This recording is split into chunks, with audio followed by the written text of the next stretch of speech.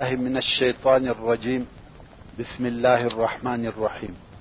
الحمد لله الذي كتب على عباده الموت الفناء وتفرد سبحانه بالحياة والبقاء، والصلاة والسلام على من ختمت به الرسل والأنبياء وعلى آله وصحبه وأتباعه إلى يوم اللقاء. محترم ورنو، السلام علیکم ورحمت الله وبرکاته. ورونو، د دې فتې عنوان به مرګ لوی عبرت دی. ورونو، مرګ حق او داسې یقیني دی چې هیڅ شک پکښې نسته. الله عز وجل د سورة قاف په 19 نمبر آیات کې فرمایي: وجاءت سکرة الموت بالحق ذلك ما كنت منه تحید. یعنی د مرګ سختی او بهوشي په حق سره راغلی. دا هغه مرګ دی چې ته به د ده څخه یوې او بلې خواته ګوښه کېدې. څوک دی چې د مرګ او د هغه د سکراتو څخه انکار کوي؟ څوک دی چې خپل مرګ ځنډولی سي او یا د هغه څخه یو ساعت مهلت اخیستلی سي؟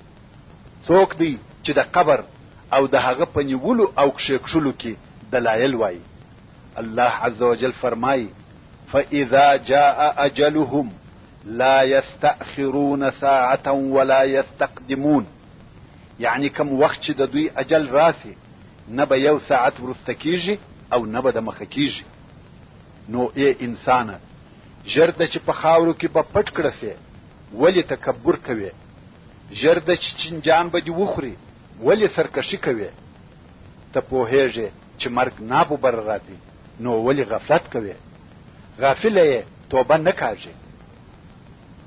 ولې د الله عز وجل دغه قولونه هېروې چې فرمایي: کل نفس ذائقة الموت. یعنی هر نفس د مرګ څکونکی دی. او بیا فرمایي: کل من علیها فان ويبقى وجه ربك ذو الجلال والإكرام. یعنی ټول هغه څوک چې په دې مځکه کې دي فاني کېدونکي دي، او باقي به پاته سي ذات د رب ستا چې خاوند د جلال او اکرام دی. او بیا عز وجل فرمایي: كل شيء هالك الا وجهه له الحكم واليه ترجعون. یعنی هر شی فاني کېدونکی دی بې له ذاته څخه د رب عز وجل. حکم هم د جل جلاله لره دی او هم د جل جلاله ته وروستل کیږو. مسلمان وروره، هر هغه څوک چې دا خیال کوي چې مرګ فقط فنا کېده او نیستی کېده دي، هغه ډېر خطا وتلی دی. هر هغه څوک چې وایي پس له مرګه نه ژوند سته، نه حساب، نه حشر سته، نه نشر، نه جنت سته، نه دوژخ، دا ډېره غلطه خبره او نظریه ده. ځکه که خبره هم داسې وي، نو د دغه خلق او وجود څخه حکمت سو.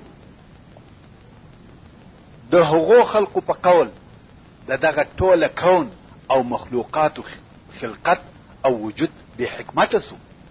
او بل دا، که خبره هم داسې وي، نو ټوله خلق پس له مرګ سره یو شی او ټوله مستریح سوه.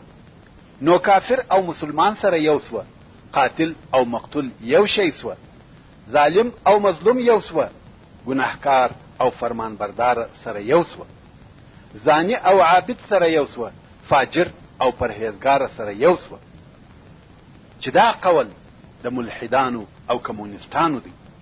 هغه ملاحده او کمونستان چې تر چارپایانو هم شر او مضر دي.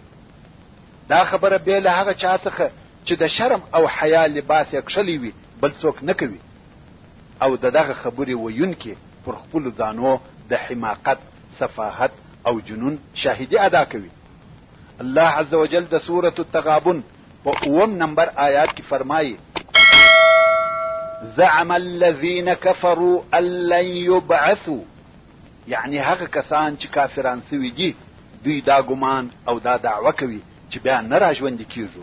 قل بلا وربي لتبعثن ثم لتنبؤن بما عملتم وذلك على الله يسير. اے محمد صلی الله علیه و آله وسلم و دوی ته ووایه هو زما په رب زما قسم دی چې خامخا به پس له مرګ ژوندي او راپورته کړسي او خامخا به خبر کړسي په هغه څه چې تاسې په دنیا کې کړي دي او دا کار و الله عز وجل ته ډېر آسانه دی.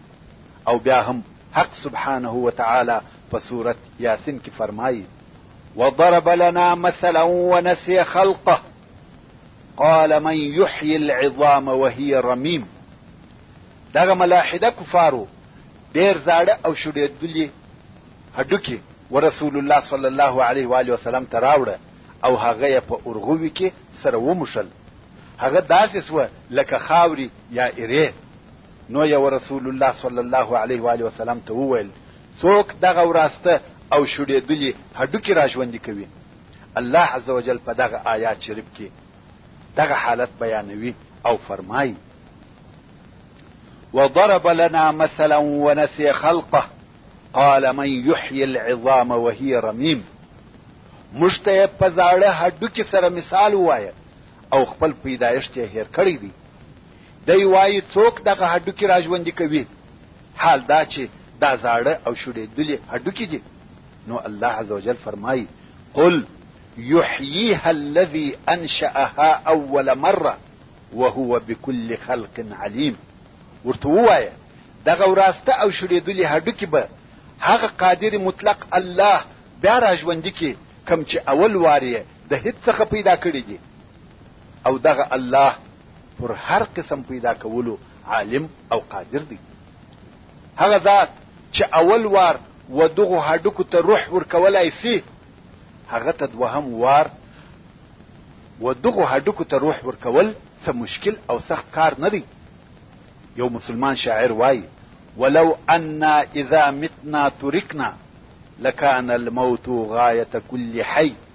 يعني کچيري داسې وای چې موږ مړه کېدلای او دغسې پرېښول کېدلای نو به مرګ د هر ژوندي خواهش او تمنا وای آخري غوښتنه بیا دغه مرګ وای. ولكننا إذا متنا بعثنا ونسأل بعده عن كل شيء. مگر داسې نه ده کم وخت چې موږ مړه سو بیرته را ژوندي کیږو او هر کار چې موږ کړی دی د هغه پوښتنه راڅخه کیږي. ورونو مرګ څه شی دی؟ مرګ د روح او بدن تعلق شکېدل او جلا کېدل دي. د یوې دنیا څخه و بلې دنیا ته نقلېدل دي. په مرګ سره د عمل کتاب پای ته رسیږي. په مرګ سره د توبې دروازه تړل کیږي او هغه مهلت چې موږ ته راکړه سوی وو پای ته رسیږي. رسول الله صلی الله علیه و آله وسلم فرمایي ان الله يقبل التوبة العبد ما لم يغرغر رواه الترمذي و ابن ماجه. یعنی الله عز وجل تر هغو د خپل بنده توبه قبلوي تر څو چې روح یې تر ځګر او ستوني نه وي راغلی. یعنی د مرګ تر وخته توبه قبلیږي خو د مرګ په وخت کې نه قبلیږي. مرګ د لوی مصیبتو څخه دی بلکې تر ټولو مصیبتو لوی مصیبت دی.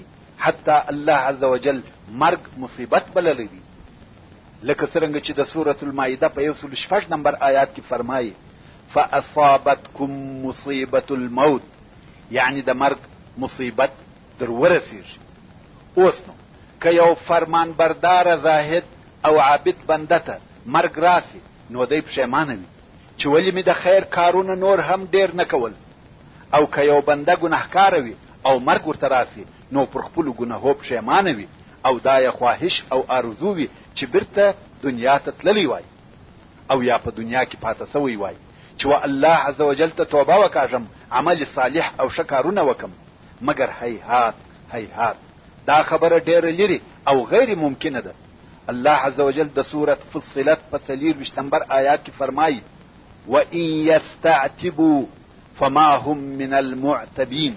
یعنی که دغه کفار قبول د توبې یا رجوع و دنیا ته وغواړي د دوی دغه طلب نه قبلول کیږي. او بیا هم رب عز وجل د سورة المؤمنون په 99 او 100 نمبر آیاتو کې فرمایي حتى إذا جاء أحدهم الموت قال رب ارجعون لعلي اعمل صالحا فيما تركت كلا انها كلمة هو قائلها ومن ورائهم برزخ الى يوم يبعثون. یعنی دوی دغه کفار دي دغه کارونه کوي ترڅو چې یو ته د دوی مرګ راسي نو به وایي ای زما ربه ما بیرته دنیا ته وګرځوه، شاید په هغه شي کې چې ما پرې ایښی دی زه ښه عمل وکم. الله عز وجل فرمایي داسې نه ده چې ته دې بیرته دنیا او ښه عمل ته ور وګرځې. بېشکه چې دغه د بیرته ګرځېدو خبره داسې خبره ده چې دی دغه وایي او د دوی په مخ کې برزخ یا د قبر پرده ده تر هغه ورځې چې بیا ژوندي راپاڅول کیږي. یعنی دا ممکنه نه ده چې دوی دې د قیامت تر ورځې د مخه هیڅ کله بیا راپورته سي. کفار او ګناهکاران چې د زکندن په وخت کې د عذابو شروع وویني نو به په افسوس او ارمان کولو شروع وکړي او په دغه وخت کې به داسې غوښتنه کوي چې یا الله د قبر د تلو پر ځای ما پرېږده چې بیرته دنیا ته ولاړ سم او د تیرو ګناهو پر ځای ښه عمل وکم. خو د الله عز وجل د طرفه د ملائکة العذاب په واسطه ورته وویل سي چې دا ممکنه نه ده چې ته دې بیرته دنیا ته وګرځول سي. اوس داسې خبرې زموږ په دربار کې نه اورېدل کیږي. یوه قصه ده، وایي یو صحرایي عرب پر خپل یوه اوښ په سفر رهي و. پر لار یې ناببره اوښ غوځار او مړ سو. عرب د اوښ څخه راکښته سو او شاوخوا پر اوښ راګرځي. په فکر کې دی. اوښ ته وایي څه درته پېښه سوه چې نه ولاړېږې؟ ولې حرکت نه کوې؟ اندامونه خو دې ټوله پوره دي، اعضا دې ټوله صحي او سالم دي، څه درته پېښه ده؟ هغه څه شي وو چې په تا یې حرکت کاوه او ته یې بیولې، او هغه څه شي دی چې ته یې داسې راچپه کړې؟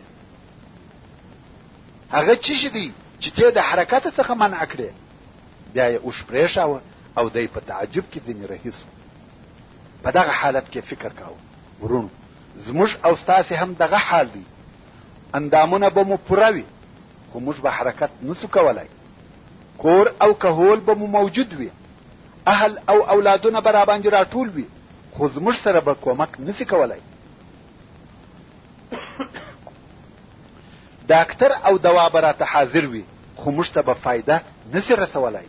مال او جایداد به مو تر اندازې زیات وي خو موږ به د یوې لحظې دپاره نسی راګرځولای. په افسوس او حسرت به د دغه ټولو څخه په خالي لاس وځو او په خپل قبر به یوازې او تنها ننوځو. ابن سماک رحمه الله وایي په پخوانیو وختو کې یو ماهی نیونکی و چې ماهیان بې نیول. یوه ورځ یې تور یا جال و دریاب ته ور واچاوه.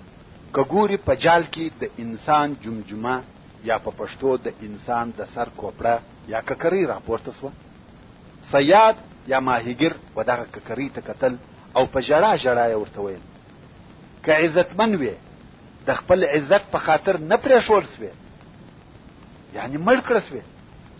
که غني او مالداره وې د خپل غنا او مالدارۍ په خاطر نه پرېښول سوې. که فقیر وې د خپل فقر په خاطر نه پرېښول سوې. که سخي وې د خپل سخا په خاطر نه پرېښول سوې. که قوي وې د خپل قوت په خاطر نه پرېښول سوې. که عالم وې د خپل علم په خاطر نه پرېښول سوې. و ککرۍ ته دغه خبرې کوي او ورته ژاړي. مقصد دا چې هیڅوک د هیڅ شي په واسطه د مرګ څخه نسی خلاصېدلی، نو ځکه و مرګ ته هازم اللذات ویل کیږي، یعنی د لذتو خوښیو او مزو ماتونکی. ورونو مرګ دی چې د هر چا لذتونه ورماتوي، د هر چا خوښي او ښه ژوند ورماتوي. او رسول الله صلی الله علیه و آله وسلم موږ د مرګ په ډیر یادولو امر کړی یو. او دی صلی الله علیه و آله وسلم فرمایي اکثروا ذکر هازم اللذات رواه الترمذی، یعنی د لذتو د ماتونکي مرګ ذکر او یاد ډیر کوي، همیشه مرګ در په یادوي. امام قرطبي رحمه الله وایي زموږ علماء ویل چې د رسول الله صلی الله علیه و آله وسلم دغه قول اکثروا ذکر هاضم اللذات.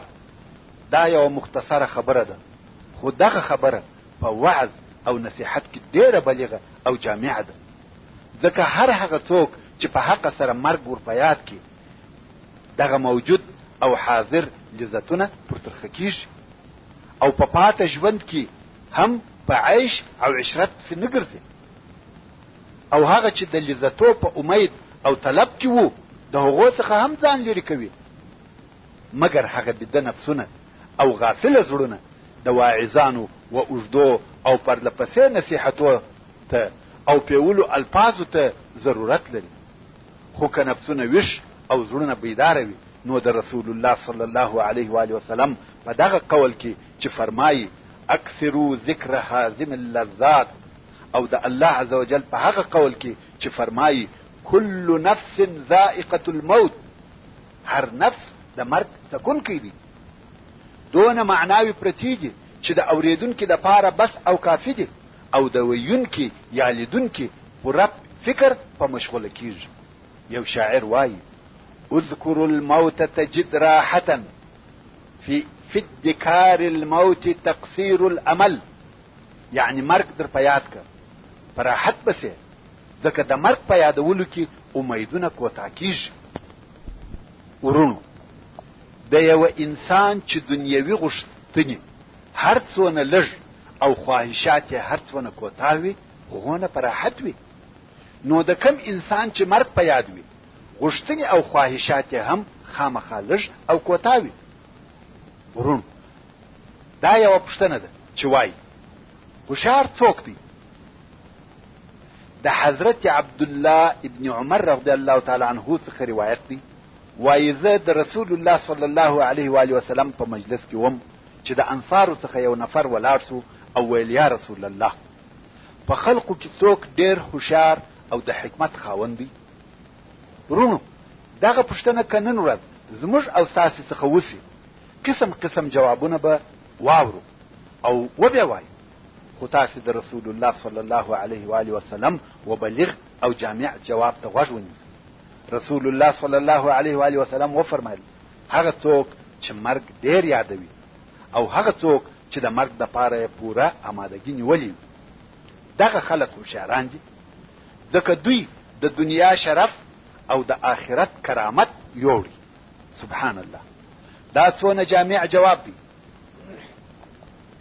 ځکه که موږ فکر وکړو دا جواب دوه اړخه لري، یو دا چې مرګ ډیر یادوي، دا معلومه خبره ده، هر هغه څوک چې مرګ یادوي هغه هیڅ کله شر او شرارت نه پیښوي، خو یوازې د شر نه پیښول د ټولنې د خوشبختۍ دپاره کفایت نه کوي. نو د جواب دوهم اړخ ته متوجه سي چې فرمایي او هغه څوک چې د مرګ دپاره یې پوره آمادګي نیولې وي. د مرګ دپاره آمادګي په څه شي نیول کیږي؟ په عدل، په صدق، په ښو اخلاقو، یو د بل سره کومک کول، د مور او پلار، همسایه، اقرباو حقوق مراعتول، حلاله نفقه خوړل او داسې نور صالح عملونه. نو که واقعا هر انسان د شر او شرارت څخه ځان وساتي او هم دغه صالح عملونه په ځان کې پیدا او عملي کړي، ټولنه به مو څونه خوشبخته، هوسا او آرامه وي، آخرت به مو کامیابه وي. ورونو، اوس به د مرګ د یادولو فایدې درته بیان کړم. محترم وروره، د مرګ په ډیر یادولو کې ډیرې فایدې شته چې زه به یو څه درته بیان کړم. اول، د مرګ یادول سړی پر دې باعث کوي چې تر مرګ د مخه و مرګ ته آمادګي ونیسي.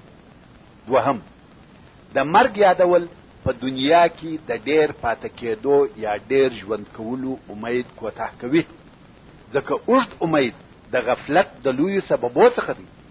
ښه متوجه سئ، که د یو چا مرګ هیر وي، امیدونه یې خورا اوږده وي، په حقیقت کې د ده ژوند ډیر لږ پاتې وي، خو ده ډیره اوږده مشلولې وي. چې دغه کارونه په خپله و انسان ته تکلیف ورکوي. مثلا یو څوک وایي پر کال داسې کوم او بل کال بیا داسې، 5 کاله وروسته داسې. یو خو دا معنا لري چې دا سړی غافله دی، او بل د دغو کارو تشویشونه و ده ته تکلیف ورکوي. نو خود د مرګ یادول په دنیا کې د ډیر پاتې کېدو امید کوتا کوي. دریم، د مرګ یادونکی د دنیا سره علاقه نه لري او په لږ شي قانع او راضي وي، او هر هغه څوک چې راضي او قانع وو د هغه ژوند په راحت وي. د انس ابن مالک رضی الله تعالی عنه څخه روایت دی چې رسول الله صلی الله علیه و آله وسلم پر یو مجلس ورغلی چې دغه مجلس خلقو خندل. رسول الله صلی الله علیه و آله وسلم و فرمایل: اکثروا ذکر هازم اللذات، یعنی مرګ ډیر یادوي. راوی د حدیث وایي زه ګمان کوم چې رسول الله صلی الله علیه و آله وسلم نور هم و فرمایل: بېشکه دغه مرګ چا د ژوند په سختیو کې نه دی یاد کړی مګر پر هغه پراخي او آسانی جوړه سوې ده، او چا د ژوند په پراخیو کې نه دی یاد کړی مګر پر هغه یې تنګي جوړه کړې. یعنی که څوک د ژوند په مشکلاتو او خارویو کې مرګ ور په یاد کړي ټول مشکلات پر آسانه کیږي، ځکه د ده دا یقین سي چې دا تکالیف ابدي نه دي، ځکه چې د مرګ پر راتلو سره ټول مصائب او غمونه پای ته رسیږي. فقیر د مرګ تر وخته فقیر دی، مریض د مرګ تر وخته مریض دی، بندي د مرګ تر وخته بندي دی. څرنګه چې مرګ ډیر ژر راتلونکی دی نو دغه مصائب هم ډیر ژر پای ته رسیږي. او که یو څوک په عیش او عشرت راحت او پراخی کې وي بیا هم د مرګ په یادولو د دغه راحت او پراخی څخه خوند نسي اخیستلی. ولی فقیر تر مرګه فقیر دی، خو پاچا هم تر مرګه پاچا دی. د مرګ پر راتګ سره ټوله یو شی کیږي. په فارسی کې یو معناداره او د حکمت ډکه جمله ده، وای این هم میگذرد. داسې ویل کیږي چې د وخت یو پاچا و یو حکیم او عالم سړي ته وویل: زما پر انګشتري داسې یوه جمله را ولیکه چې د غم په وخت کې ورته وګورم خوشحاله مې کړي، او که د خوشحالۍ په وخت کې ورته وګورم خفه مې کړي. یعنی غم او خوشحالي تاثیر را باندې ونه کړي. هغه حاکم د ده پر انګشتري دغه جمله ور ولیکل: این هم میگذرد، یعنی دغه حال هم تیریږي. نو که یو څوک د لذت او خوشحالۍ په وخت کې دا فکر وکړي چې دا هم تیریږي، هغه خوشحالي نه خوشحاله کوي. که د غم او مصیبت په وخت کې دا فکر وکړي چې دا هم تیریږي، غم او مصیبت یې نه خفه کوي. چې دا هم هغه د مرګ د یادولو معنا ده. او د مرګ د یادولو څلورمه فایده دا ده چې وطاعت ته دې رابولي او آخرت ته دې شوق پیدا کیږي. د مرګ د یادولو پنځمه فایده دا ده چې پر انسان دنیوي غمونه سپکوي. د مرګ د یادولو شپږمه فایده دا ده چې انسان د شر او عبثو کارو څخه منع کوي او په دنیوي خوندو او لذاتو کې د غرق کېدو او محو کېدو څخه راګرځوي. د مرګ د یادولو اومه فایده دا ده چې انسان و توبې ته جلبوي او پر توبه کولو یې باعثه کوي، او کم نیک کارونه چې ځینې پاته سوي وه د هغو وکولو ته تشویقوي. د مرګ د یادولو اتمه فایده دا ده چې زړه نرموي، سترګې ژړوي، نفس او شیطان ترټي، د دین او خیر کارو ته دې رابولي. د مرګ د یادولو نهمه فایده دا ده چې عجز او قناعت ته دې رابولي، د کبر، غرور او ظلم څخه دې لرې کوي. د مرګ د یادولو لسمه فایده دا ده چې حقد او عناد درڅخه استکوي. د ورونو او دوستانو سره دې صلح او عفو ته رابولي، زړه دې نرمیږي، د دوستانو عذرونه قبلوي. امام قرطبي رحمه الله وایي ټول امت پر دې متفق دی چې مرګ لره نه معلوم عمر سته، نه معلوم وخت او نه معلوم مرض. پر هر سن او سال چې راغلی شپه او ورځ، سهار او ماښام ته نه ګوري، جوړ هم مري ناجوړ هم مري. نو ځکه انسان باید باخبره وي او پوره آمادګي ورته نیولې وي. د دغه اوږده سفر دپاره یې بار او بستر تیار وي. په تیرو وختو کې یو صالح سړی و، هر شپه به د خپل ښار و قلا ته لوړ خطي او نارې به وهلې. الرحیل الرحیل یعنی کوچ کوچ، بارېدل او کډه کېدل دي. کوم وخت چې دغه سړی وفات سو دا आवाज هم ورک سو. د ښار حاکم پوښتنه وکړه چې هغه आवाज نه اورم. چا ورته وویله چې هغه سړی وفات سو. نو حاکم دغه شعر ووایه: ما زال يلهج بالرحيل وذكره حتى أناخ ببابه الجمال فأصابه مستيقظا متشمرا ذا أهبة لم تلهه الآمال. یعنی همیشه به د بارېدو خبرې کولې او کوچ به یاداوه تر څو چې د کور په دروازه کې د کډه کېدو دپاره اوښان ورته چوک سوه. داسې وخت کوچېده ورته راغله چې دی ویښ او لستونه یې ورته راپورته کړي وه. اسباب او سامان یې برابر کړي وو. آمادګي یې درلوده. د دنیا امیدو نو خطا ایستلی. یزید الرقاشي رحمه الله بخپل ځان ته ویل: ویحک یا یزید. ورونو د دا ویحک جمله په عربي کې ډېره استعمالیږي. نو زه به اوس دلته یو څه ترجمه په تفصیل سره درته وکم. ویحک په عربي کې داسې یوه جمله ده چې د ترحم دپاره هم استعمالیږي، یعنی پر تا دې رحم وي. د توجع یعنی د خوشکې دپاره هم استعمالیږي، لکه موږ چې وایو خدای دې خوار که. او څوک بیا وایي چې ویح په معنا د ویل دی، یعنی تالر دې هلاک او رسوایی وي. نو یزید الرقاشي رحمه الله بخپل ځان ته ویل: ویحک یا یزید، پس له مرګه به څوک ستا پر ځای لمونځ کوي؟ پس له مرګه به څوک ستا پر ځای روژه نیسي؟ پس له مرګه به څوک ستا رب ستا څخه راضي کړي؟ او بیا به ویل: ای خلقو، دغه پاته ژوند مو پر خپلو ځانو نه ژاړئ؟ پر خپلو ځانو مو غم نه کوئ؟ هغه څوک چې مرګ د ده غوښتونکی وي په ده پسې وي، قبر د ده کور وي، خاورې یې بستر وي، چنجان یې ملګري او انډیوالان وي، پر دغو ټولو سربیره د قیامت د ورځې د لوی بیرې انتظار هم کوي. د هغه حال به څه وي؟ او بیا به ده رحمه الله ژړل. تمیمي رحمه الله به ویل: دوه شی دي چې پر ما یې د دنیا لذت حرام کړی دي، یو د مرګ یاد او بل د الله عز وجل په حضور کې درېدل. عمر ابن عبدالعزیز رضی الله تعالی عنه به علما راټول کړه، نو بیا د مرګ، قبر، قیامت او آخرت په باره کې خبرې کولې او هغه حالات به یادول، تر څو چې ټولو به داسې ژړل لکه د دوی و مخته چې جنازه پرته وي. دقاق رحمه الله وایي: که چا مرګ ډېر یاداوه په درو شیانو به مکرم او مشرفه سي. اول تلوار پر توبه، دوهم د زړه قناعت، دریم په عبادت کې چسپاندي. او که چا مرګ هیر کړي په درو شیانو به سزا ورکړه سي. اول توبه به سبا او بل سبا ته ځنډوي، دوهم په خپل رزق به نه وي راځي، دریم په عبادت کې به کهاله او لټ وي. حسن بصري رحمه الله وایي: بېشکه چې د نعمتو پر خاوندانو د مرګ بیرې د دوی نعمتونه ترخه کړي دي، په خوند او لذت یې نه پوهېږي. دا بیره ورسره ده چې مرم او دا راته پاتېږي.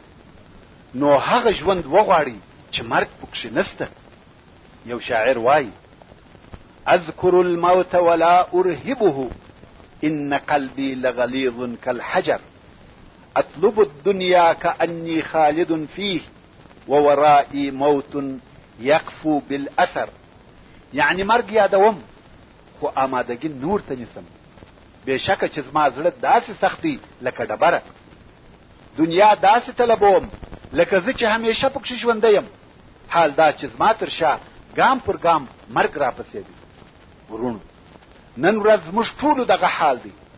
مرګونه اورو، مرګونه وینو، دوستان مو مري، آشنایان او همزولان مو مري، همسایگان مو مري، خو پر موږ هیڅ تاثیر نه کوي، لکه موږ چې نمرو، فقط د دنیا په ټولولو او د هغې په عیش او عشرت کې غرق یو، لکه موږ چې همیشه ژوندي یو. هو په خوله وایو چې موږ هم مرو، مګر عمل مو د دغه ویلو څخه مخالف دی، لکه دغه خپله خبره چې مو هم وزړه ته نه لویږي. نو ای مغرور انسانه، په مرګ او د هغه په سختیو کې فکر وکړه، د مرګ په ترخه کاسه کې فکر وکړه، د مرګ وعده څونه د رښتیا وعده ده او حاکم مو څونه عادل دی.